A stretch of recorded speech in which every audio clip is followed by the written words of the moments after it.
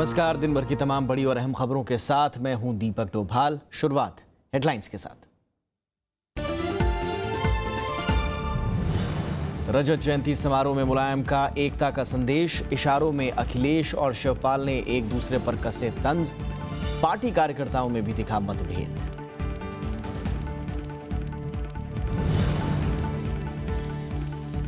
महागठबंधन के पक्ष में लालू, देवेगौड़ा और अजीत सिंह। मायावती ने बताया जनता से छलावा। सहारनपुर में परिवर्तन यात्रा से बीजेपी के प्रचार का आगाज।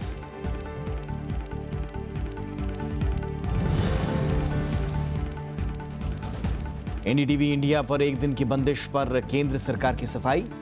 वेंकैया नायडू ने कहा देश की सुरक्षा को ध्यान में रखकर फैसला। विपक्षी दलों ने बताया लोकतंत्र पर हमला।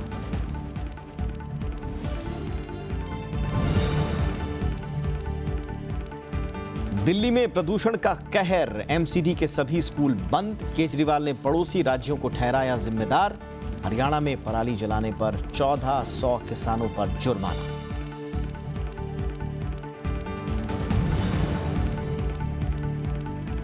और भारतीय महिला हॉकी टीम का पहली बार एशियन चैंपियंस ट्रॉफी पर कब्जा। फाइनल में चीन को 3-2 से हराया। आखिरी मिनट में दीपिका ने किया विजयी गोल।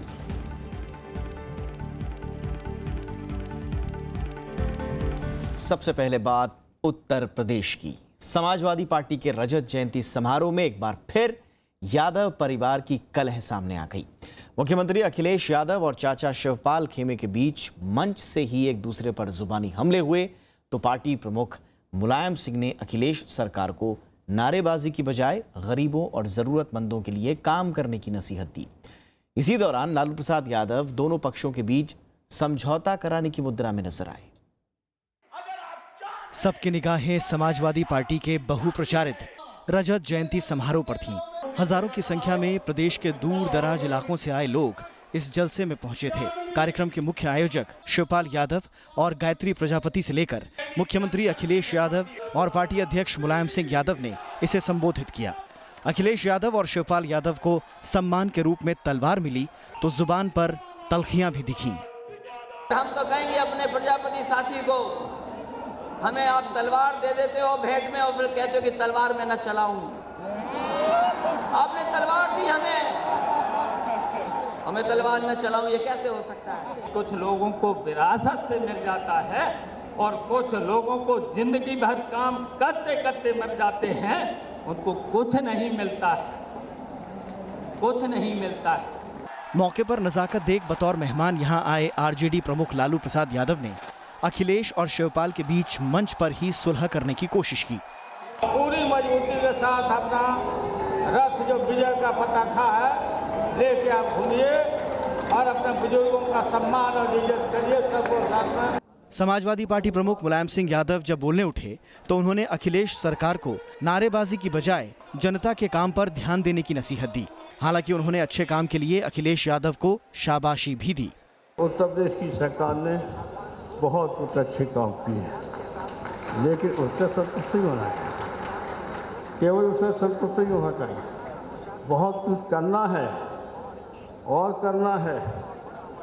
सोचिए इस चीज़ के ऊपर अगर देश के लोगों भर पेट खाना नहीं मिलता है तो लगाइए पता कहीं यूपी में तो नहीं ऐसा है। रजत जयंती कार्यक्रम शिवपाल यादव की देखरेख में हुआ।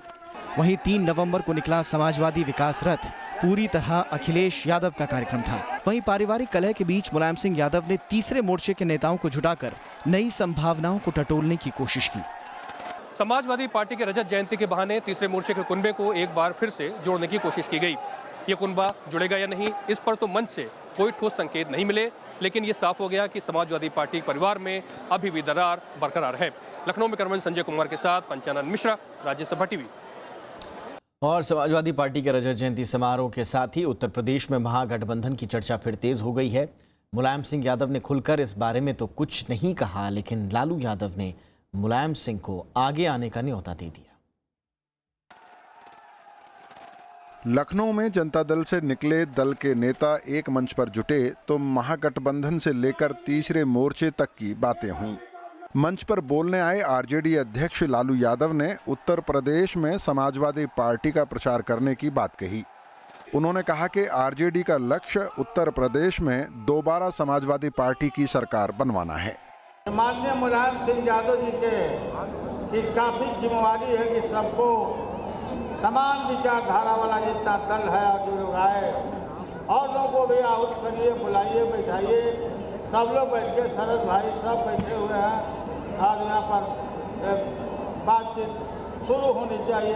आज जो गठबंधन उत्तर प्रदेश के चुनाव के लिए हम लोग करने की बात कर रहे हैं, उस गठबंधन को और बड़ा करके हमको 2019 की लड़ाई के लिए भी तैयार होना। जेडीयू नेता शरद यादव गठबंधन का सवाल तो टाल गए, लेकिन समाजवादी पार्टी से पुराने रिश्तों को जरूर याद किया। आप जो गठबंधन की बात कर रहे हैं, ये बात जो है वो भाई मुलायम सिंह जी जो है उनसे आप पूछिए, उनका क्या है क्या नहीं। हम लोगों का तो इतने मकसद है कि आज के फंक्शन में पार्टिसिपेट करना, क्योंकि हम लोग एक थे तो पुराने रिश्ते हमारे। जेडीएस अध्यक्ष और पूर्व प्रधानमंत्री एचडी देवगौड़ा ने कहा कि परिवार के लोग एक जगह जुटते हैं तो मतभेद खत्म करने में मदद मिलती है। When all the family people combine together to fight the battle, they have got better prospects. They have plugged their differences, they are moving together, and the better prospects is there. Samajwadi party ने उत्तर प्रदेश में चुनाव के लिए महागठबंधन की पहल खुद की है। पार्टी के प्रदेश अध्यक्ष शिवपाल यादव इस सिलसिले में आरएलडी प्रमुख अजीत चौधरी और जेडीयू नेताओं से अकेले में मुलाकात भी कर चुके हैं। पंचानन मिश्रा, राज्यसभा टीवी। और लखनऊ से हमारे संवाददाता पंचानन मिश्रा इस वक्त हमारे साथ जुड़ चुके हैं, उनका रुख करते हैं। पंचानन, हमने सुना मंच से लालू प्रसाद यादव कह रहे थे कि गठबंधन, महागठबंधन बनाइए और लोगों को भी जोड़िए। और लोग कौन हैं? क्या कांग्रेस का कोई जिक्र हुआ वहाँ पर, या यही जो आरजेडी है या बाकी जो दल हैं वो मिलकर महागठबंधन बनाने जा रहे हैं? और यदि वो महागठबंधन बना लेते हैं तो उत्तर प्रदेश की राजनीति में फिर उनकी क्या प्रासंगिकता है?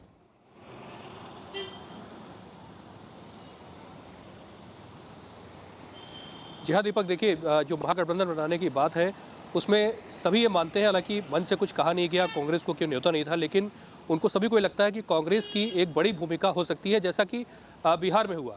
लेकिन कांग्रेस को फिलहाल कोई न्योता नहीं दिया गया और कांग्रेस कई बातों को परख रही है। जैसे कांग्रेस को लगता है उत्तर प्रदेश की राजनीति में कि बीएसपी और बीजेपी ये दो ऐसे धड़े हैं जिनके साथ उसका गठबंधन नहीं हो सकता। इस बात को राज बब्बर ने ऑन रिकॉर्ड स्वीकार किया है बीएसपी के मामले में।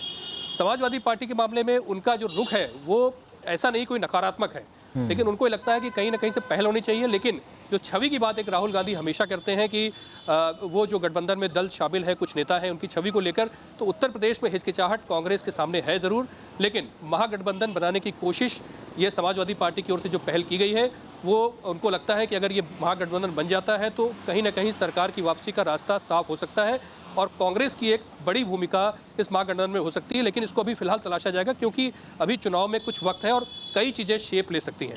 दीपक, अच्छा, एक और चीज़ है पंचानन, ये जो महागठबंधन की बात जो उभरी है अचानक से, क्या इसके पीछे ये भी मकसद रहा होगा समाजवादी पार्टी का कि जो कलह को लेकर जो किरकिरी हुई है पार्टी की, उस पर थोड़ा मिट्टी डाली जाए, उसे थोड़ा मंद किया जाए और एक दूसरा मैसेज देने की, यानी कि शिफ्ट करने की जो टॉपिक है, क्या ये उसकी कवायद के तहत भी देखा आपने और क्या सफल हो पाई समाजवादी पार्टी इसमें?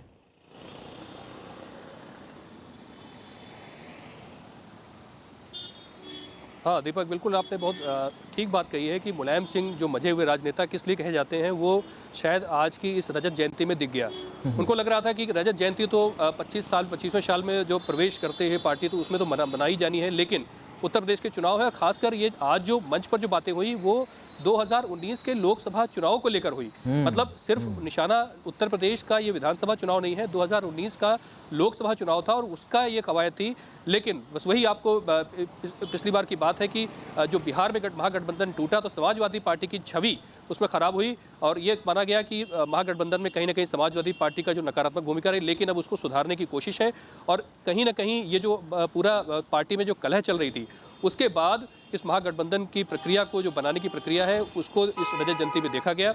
एक और खास चीज़ यहाँ अखिलेश यादव के लिए रही कि अखिलेश यादव जो है वो सारी पार्टियों ने, जितने महागठबंधन के दल हो सकते हैं, एक सुर में अखिलेश यादव को सर्वमान्य मुख्यमंत्री उत्तर प्रदेश का लीडर बताया। तो इससे एक ये भी बात साफ हो गई कि अखिलेश यादव सर्वमान्य लीडर हैं। हालांकि मुलायम सिंह ने कहा था कि चुनाव के बाद मुख्यमंत्री तय होगा, लेकिन अखिलेश यादव के लिए कुल मिलाकर ये रजत जयंती बढ़िया रहा। उनको लगा कि उनके बारे में कहा जा सकता है कि मुख्यमंत्री के चेहरे वही हैं, और इसको इंडोर्स भी सारे दलों ने किया नेशनल लेवल पर। दीपक, बहुत बहुत शुक्रिया पंजाब में इस तमाम जानकारी के लिए।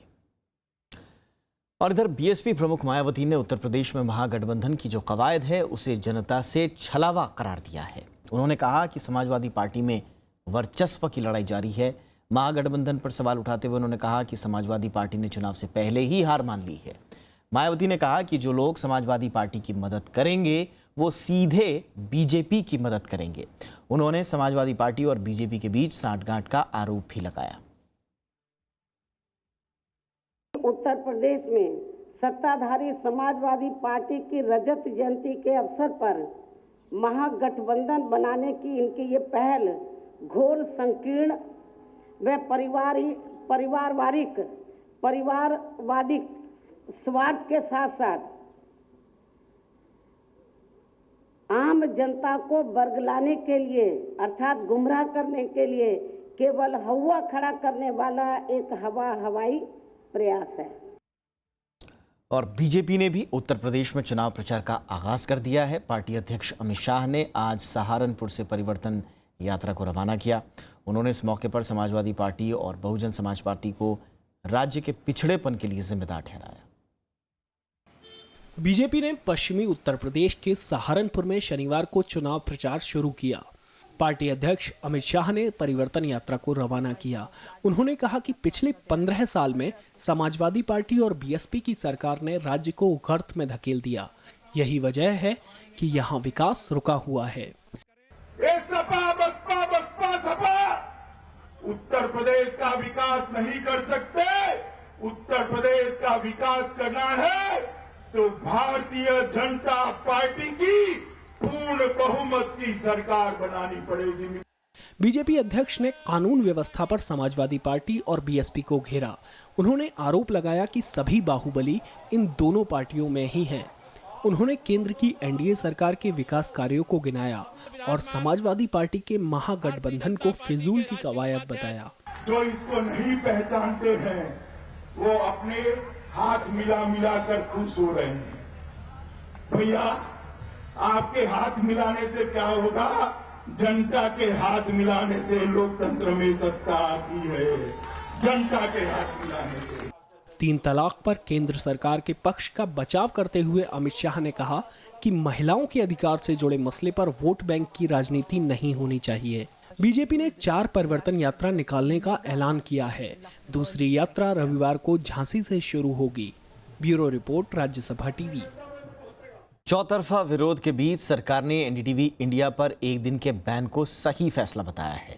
सूचना और प्रसारण मंत्री वेंकैया नायडू ने इसे देश की सुरक्षा को ध्यान में रखकर लिया गया कदम बताया। उन्होंने कहा कि एनडीए सरकार मीडिया की आज़ादी का सम्मान करती है, वहीं विपक्ष इसे लोकतंत्र पर हमला करार दे रहा है। एनडीटीवी इंडिया चैनल पर एक दिन का बैन लगाने की चौतरफा आलोचना हो रही है। डीएमके ने इसे अभिव्यक्ति की आजादी पर रोक और दूसरा आपातकाल करार दिया है। कांग्रेस और आरजेडी ने भी न्यूज चैनल पर कार्रवाई को लोकतंत्र पर हमला बताया है। आज लोकतंत्र पर हमला हुआ है, भारी हमला हुआ है। एनडीटीवी बेबाक रूप से नरेंद्र मोदी और भाजपा का और आरएसएस का कड़ई खोलता है। तो ऐलान हुआ कि अमुक तारीख को शाम जारी रहेगा। ये एनडीटीवी को संदेश नहीं है, ये भारत के पूरे मीडिया को एक संदेश है कि या तो हमारे अनुसार खेलो, नहीं तो फिर हम आपको चलने नहीं देंगे। केंद्रीय सूचना और प्रसारण मंत्री वेंकैया नायडू ने एनडीटीवी इंडिया को एक दिन के लिए ऑफ एयर किए जाने का बचाव किया। उन्होंने कहा कि ये कदम देश की सुरक्षा को ध्यान में रखकर लिया गया है। And this action of asking a TV to take off one day is in the interest of the country's safety and security. The emergency that was imposed was not in the interest of the country, was in the interest of one individual. Venkaiah Naidu ने कहा कि पहले की सरकारों के समय में भी कई चैनलों को कई दिनों तक ऑफ एयर किया गया था। सूचना और प्रसारण मंत्रालय ने बुधवार को समाचार चैनल एनडीटीवी इंडिया के प्रसारण पर एक दिन के लिए बैन लगाने का आदेश दिया था। चैनल पर पाबंदी पठानकोट हमले के दौरान कवरेज पर आपत्ति जताते हुए लगाई गई थी। एडिटर्स गिल्ड समेत तमाम मीडिया संस्थान ने सरकार के इस फैसले की कड़ी निंदा की है और फैसले को वापस लेने की मांग की है। Bureau report, Rajya TV. एक छोटा सा ब्रेक लेते हैं, ब्रेक के उस पार कुछ और खबरों के साथ हाजिर होंगे।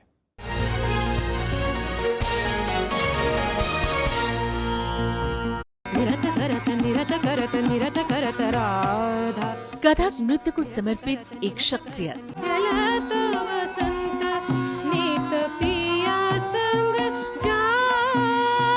जो अपने आप में एक मिसाल है।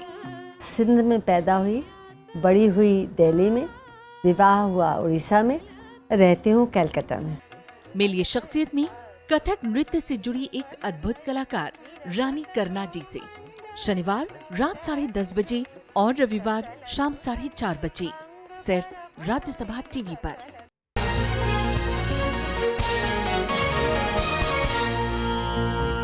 खबर जम्मू कश्मीर से। कश्मीर में स्कूलों को आग लगाने का सिलसिला जारी है। बीती रात बांदीपुरा जिले के एक स्कूल में ऐसी ही वारदात सामने आई। इस बीच श्रीनगर में आज झड़प में 12 लोग घायल हो गए। सुरक्षा बलों ने शोपियां में एक आतंकी को मार गिराया। बांदीपुरा में सैदनारा के सरकारी स्कूल में अब जली हुई कॉपियां और उससे उठता हुआ धुआं बचा है। शुक्रवार रात स्कूल आग की चपेट में आया और जलकर खाक हो गया। कश्मीर घाटी में अब तक 32 स्कूल इसी तरह आग के हवाले हो चुके हैं। यहां 9 जुलाई से ही स्कूल बंद हैं। घाटी के छात्र दोहरी मुसीबत में हैं। स्कूल बंद होने से पढ़ाई नहीं हो रही और 14 नवंबर से बोर्ड परीक्षाएं हो रही हैं। बच्चे जो है नेशनल लेवल पे कॉम्पिटिटिव एग्जामिनेशन में बैठते हैं और वो कॉम्पिटिटिव एग्जामिनेशन जो होते हैं वो मई और जून महीने में होते हैं। इसलिए हम एग्जामिनेशन आज करने से, नवंबर महीने में करने से हम उनको भरपूर मौका फराहम कर रहे हैं कि वो उस एग्जामिनेशन के लिए जो नेशनल लेवल का एग्जामिनेशन होता है उसके लिए उनको हम टाइम दे रहे हैं। 9 जुलाई से स्कूलों के अलावा 110 सरकारी इमारतों को भी नुकसान पहुंचा है। उधर श्रीनगर में शनिवार को सुरक्षा बलों और प्रदर्शनकारियों में झड़प हुई। इसमें 12 लोग घायल हो गए। घाटी के दूसरे इलाकों में शांति रही, लेकिन अलगाववादियों की हड़ताल के चलते जनजीवन ठप है। हालात सामान्य बनाने के लिए पुलिस लोगों से सहयोग मांग रही है। जहाँ पे जो भी चीज हो, जैसे स्कूल जल रहा हो, कोई मसले हो, उसमें आवाम को भी इन चीज को प्रिवेंट करने में मुलविस करे। शोपियां में शनिवार को मुठभेड़ में एक आतंकी मारा गया। अभियान में एक जवान भी घायल हुआ है। यहां आतंकियों के छिपे होने की सूचना के बाद अभियान शुरू किया गया था। Bureau report, Rajya TV. प्रधानमंत्री नरेंद्र मोदी ने कहा है कि जम्मू कश्मीर के लिए नई पहल में विकास और विश्वास का विशेष स्थान होगा। उन्होंने कहा कि राज्य का विकास उनके एजेंडे में सबसे ऊपर है। प्रधानमंत्री ने ये बातें जम्मू कश्मीर पंचायत कॉन्फ्रेंस के सदस्यों को कही। 30 सदस्यों के प्रतिनिधिमंडल ने आज दिल्ली में प्रधानमंत्री से मुलाकात की। ये संगठन राज्य के 4000 गांवों के पंचायत प्रतिनिधियों का शीर्ष संगठन है। प्रधानमंत्री ने गांवों के विकास पर सबसे ज्यादा जोर दिया। प्रतिनिधिमंडल ने राज्य के हालात के बारे में प्रधानमंत्री को जानकारी दी और शांति स्थापित करने के लिए निजी स्तर पर कदम उठाने की अपील की। प्रतिबंधित आतंकी संगठन सिमी के 8 कार्यकर्ताओं को कथित मुठभेड़ में मारने वाले पुलिस वालों को नकद इनाम जो देने की घोषणा हुई थी उस पर रोक लग गई है। एक अधिकारी ने समाचार एजेंसी पीटीआई को बताया कि न्यायिक जांच पूरी होने तक किसी को इनाम नहीं दिया जा सकता। नकद इनाम की घोषणा न्यायिक जांच से पहले की गई थी। मुख्यमंत्री शिवराज सिंह चौहान ने हर पुलिस वाले को 2 लाख रुपए का इनाम देने का ऐलान किया था। ये कथित मुठभेड़ 31 अक्टूबर को हुई थी। प्रतिबंधित संगठन सिमी के ये कार्यकर्ता भोपाल जेल से भागे थे। केंद्र सरकार ने दिल्ली में वायु प्रदूषण के स्तर को खतरनाक बताया है और इससे निपटने के उपायों पर चर्चा के लिए सोमवार को एनसीआर राज्यों के पर्यावरण मंत्रियों की बैठक बुलाई गई है। पर्यावरण मंत्री अनिल माधव दवे ने यह बैठक बुलाई है। दरअसल दिल्ली सरकार हवा में जहर के लिए पड़ोसी राज्यों को जिम्मेदार ठहरा रही है। राजधानी दिल्ली की हवा में प्रदूषण इतने खतरनाक स्तर पर पहुंच गया है कि शनिवार को दिल्ली नगर निगम को अपने सभी स्कूल बंद करने का आदेश देना पड़ा। भलसवा डंपिंग साइट में आग लगने पर धुआं फैलने से हालात और खराब हो गए हैं। दिल्ली के स्वास्थ्य मंत्री सत्येंद्र जैन ने साइट का मुआयना किया। दिल्ली के अंदर बहुत बड़ा पोल्यूशन का कारण है ये, और यहाँ पर अक्सर आग लगी रहती है, और अभी भी आप देख रहे हैं जगह जगह आग लगी हुई है। पूरा एनवायरनमेंट यहाँ से दूषित है, तो इसको लैंडफिल साइट को कैसे मतलब इसको पोल्यूशन खत्म किया जाए। और ये जो कूड़ा इस तरह से है, ये तो दिल्ली के लिए बहुत ही हजारडस है। दिल्ली सरकार ने राजधानी में बढ़ते प्रदूषण पर पड़ोसी राज्यों को जिम्मेदार ठहराया है। मुख्यमंत्री अरविंद केजरीवाल ने पर्यावरण मंत्री अनिल माधव दवे से मुलाकात कर पड़ोसी राज्यों में फसलों के अवशेष जलाने पर रोक लगाने के लिए केंद्र से दखल की मांग की है। क्रॉप बर्निंग हो रही है आसपास के स्टेट्स में, जो फसल जलाई जा रही है वो 16 मिलियन टन, 20 मिलियन टन, अलग अलग एस्टिमेट्स हैं कि इतने बड़े स्तर पे जल रहा है। वो जो धुआं आ रहा है, वो धुआं आके, और अभी सेक्रेटरी साहब भी यहाँ पे थे, उन्होंने समझाया कि टेम्परेचर इन्वर्जन हो जाता है, जिसकी वजह से पूरा ये चेम्बर बन गया है। सोमवार को सारे पर्यावरण मंत्री जो चारों राज्यों के अपने आसपास हैं प्लस दिल्ली, इन सबको बुलाने जा रहा हूँ, और उनके साथ इस बात का आग्रह करेंगे कि जो पराली जला रहे हैं उसके कारण दिल्ली के ऊपर जो स्मॉग आता है, जो धुआं आता है, उसको हम रोक सकते हैं। उधर हरियाणा में धान के अवशेष जलाने वाले किसानों पर कार्रवाई की जा रही है। अब तक 1400 से ज्यादा लोगों पर 13,75,000 रुपए जुर्माना लगाया गया है। नेशनल ग्रीन ट्रिब्यूनल ने शुक्रवार को केंद्र और दिल्ली सरकार को बढ़ते प्रदूषण पर फटकार लगाई थी। दिल्ली में 10 साल पुराने डीजल वाहन बंद करने को कहा गया है। अनु दीवान, राज्यसभा टीवी। वित्त मंत्री अरुण जेटली का मानना है कि आर्थिक वृद्धि को बढ़ावा देने के लिए घरेलू निवेश बड़े पैमाने पर बढ़ाना होगा। इसके लिए बैंकों को आगे बढ़कर उद्योगों को समर्थन देना होगा। बड़े बकायेदारों को चेतावनी देते हुए वित्त मंत्री ने कहा कि उन्हें बार बार मौका नहीं दिया जा सकता। इसके साथ साथ ही उन्होंने कर्ज वसूली से जुड़ी अदालती मामलों को तेजी से निपटाने पर भी जोर दिया। देश भर में 95,000 कर्ज वसूली के मामले अदालतों में लंबित हैं। केंद्र सरकार का मानना है कि आर्थिक विकास को रफ्तार देने के लिए निजी निवेश को तेजी से बढ़ाने की जरूरत है। गुड़गांव में ऋण वसूली से जुड़े कार्यक्रम में वित्त मंत्री अरुण जेटली ने कहा कि अर्थव्यवस्था में चौतरफा तेजी के लिए निजी क्षेत्र में बड़े पैमाने पर निवेश की जरूरत है। जेटली ने कहा कि घरेलू निवेश लगातार चुनौती बना हुआ है। वित्त मंत्री जेटली ने बैंकिंग क्षेत्र से आर्थिक वृद्धि को बढ़ाने के लिए उद्योग जगत को समर्थन देने की अपील की। Private sector needs to expand in a big way. It needs to invest. And that is when all engines of the economy start firing. And to support that, you need banks